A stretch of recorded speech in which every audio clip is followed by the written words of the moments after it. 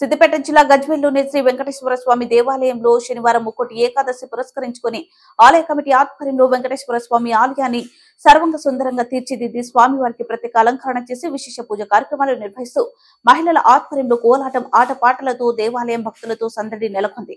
భక్తులకు ఉత్తర ద్వారం దర్శనం కోసం ప్రత్యేక ఏర్పాట్లు చేశారు. ఉదయం నుండి వెంకటేశ్వర స్వామి దేవాలయంలో భక్తులు కోలాహలం నెలకొంది. MLC Yadava Reddy, municipal chairman Rajamouli Venkateswara స్వామిని దర్శించుకుని ప్రత్యేక పూజలు నిర్వహించారు.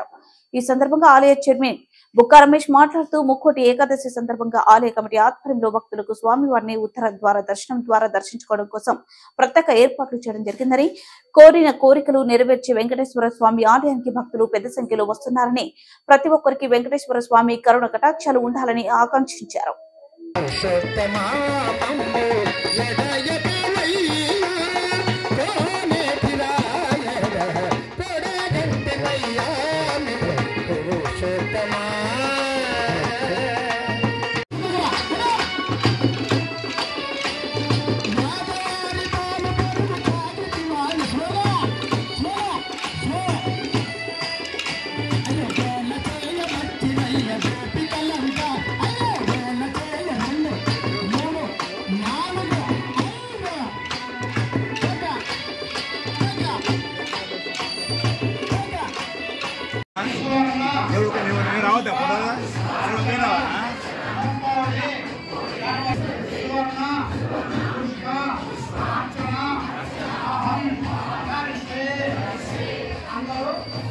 అందరూ